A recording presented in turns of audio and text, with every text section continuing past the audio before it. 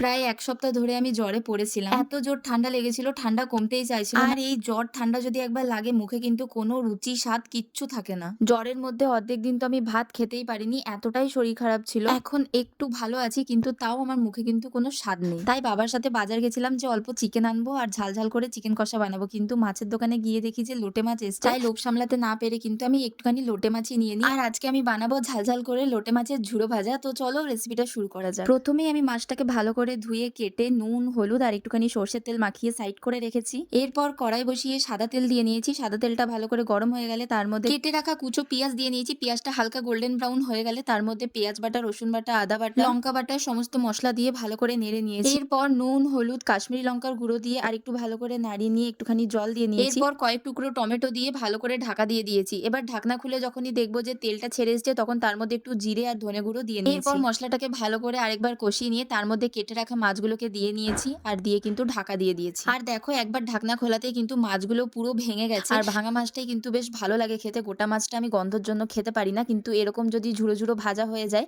তো বেশ খেতে ভালো লাগে। এরপর ঢাকা দিয়ে দিয়ে ভালো করে কিন্তু আমাদের জলটাকে শুকিয়ে নিতে হবে। আর তারপরে কিন্তু একটুখানি আমি এখানে ধনেপাতা দিয়ে নিয়েছিলাম। এরপর যখনই দেখবো যে একটুখানি লেগে, লেগে যাচ্ছে মানে জলটা পুরোটা ছেড়ে গেছে আর এরকম কড়াইয়ের চারি সাইডে লেগে, লেগে যাচ্ছে তখন কিন্তু আমরা এটাকে নামিয়ে নিয়েছি। আর দেখো দেখতে কি সুন্দর লাগছে। আর জ্বরের টাইমে যদি এরকম লোটে মাছের ঝুরো ভাজার সাথে গরম ভাত থাকে আর কিচ্ছু লাগে না, বিশ্বাস করো। আর এই রেসিপিটি তোমাদের কেমন লেগেছে অবশ্যই কমেন্ট করে জানিও। আর তোমরাও একবার ঘরে ট্রাই করো। চলো আজকের মতো এই পর্যন্তই। সবাই ভালো থেকো। টাটা।